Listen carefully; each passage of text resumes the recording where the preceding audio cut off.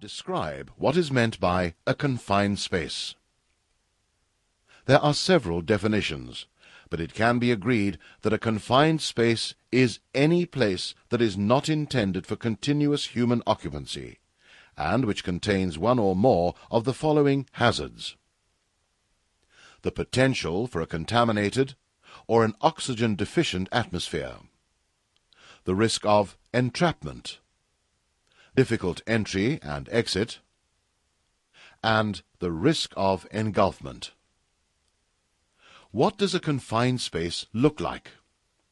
Typical confined spaces include such structures as storage tanks, silos, towers including cooling towers, pits and trenches, stormwater pipes, road and rail tankers, boilers and furnaces, and ships' holds, just to mention a few typical examples.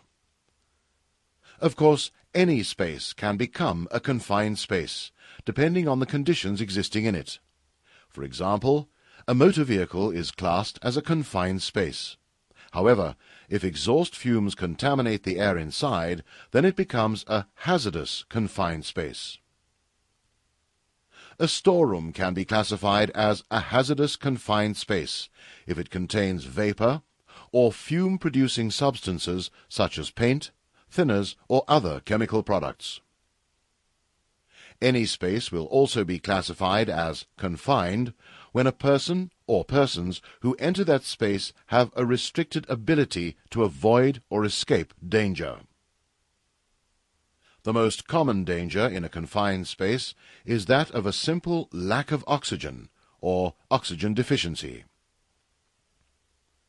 The next most common danger is that of an explosive or ignitable atmosphere, and this is closely linked to a toxic atmosphere, in which harmful gases, vapors, and fumes exist in the air. So what then can make a confined space dangerous or hazardous? Let us look at some typical possibilities.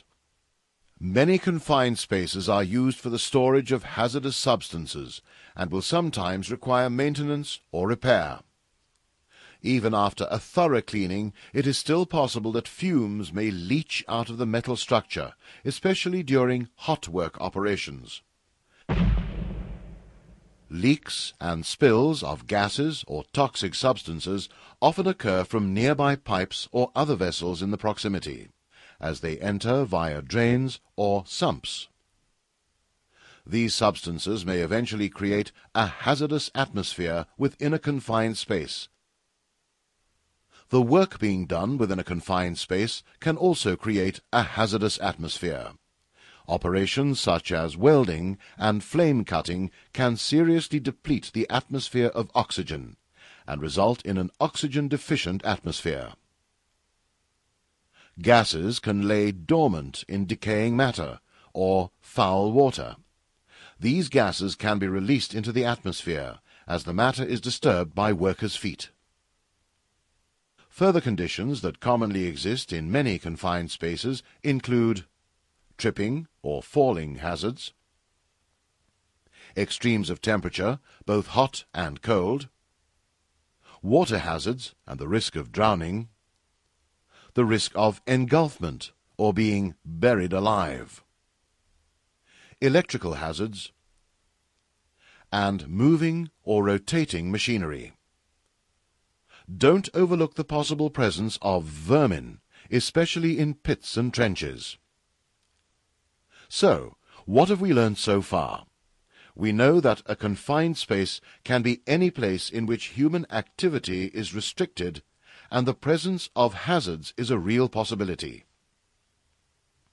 We learnt that hazards can be caused through the presence of many factors, including gases and substances in the atmosphere. After the break, we shall look more closely at atmospheres in confined spaces.